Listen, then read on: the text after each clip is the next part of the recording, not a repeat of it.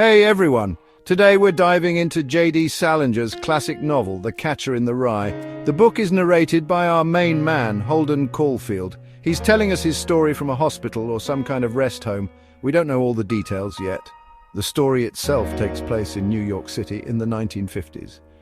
It's around Christmas time, but Holden isn't feeling very festive. He's just been kicked out of his fancy prep school, Pensy Prep, and he's feeling pretty lost and alone. Holden is wandering around New York City trying to figure out what to do with his life. He's got some time to kill before he has to face his parents. He's not really looking forward to that.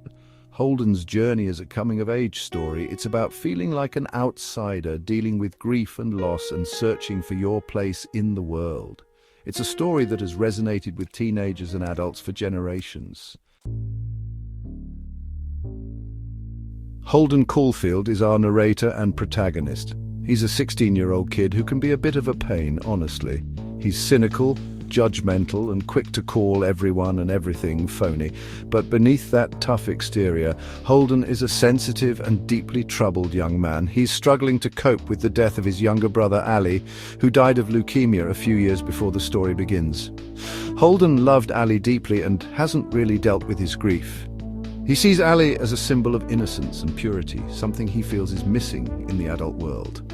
Holden's alienation and angst make him a relatable character for many young readers.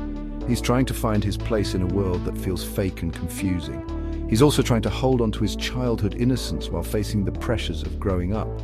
Holden's voice is what makes this book so special. He's funny and honest even when he's being critical and cynical.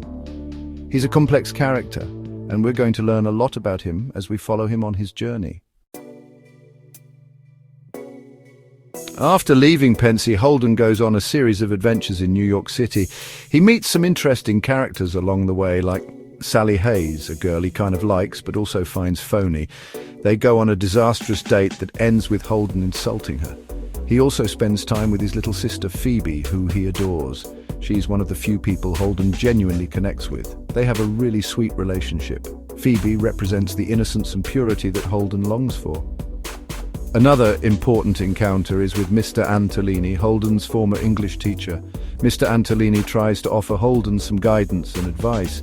He warns Holden about the dangers of falling into despair and cynicism.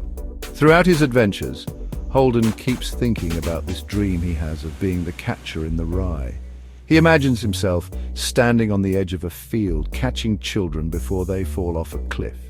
This dream represents Holden's desire to protect the innocence of children. He sees childhood as a time of purity and honesty, and he wants to shield kids from the phoniness of the adult world. The ending of the book is left deliberately ambiguous. We find Holden recounting his story from a hospital or sanatorium.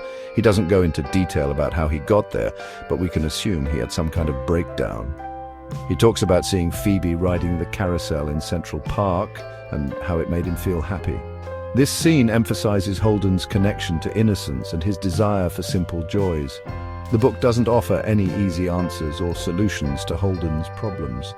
We don't know if he's going to be okay or what the future holds for him, but the open ending allows us to draw our own conclusions and reflect on Holden's journey. The Catcher in the Rye is a powerful and thought-provoking novel that explores universal themes of adolescence, identity, and the search for meaning in a complex world. Holden Caulfield, with all his flaws and complexities, remains one of the most enduring characters in American literature.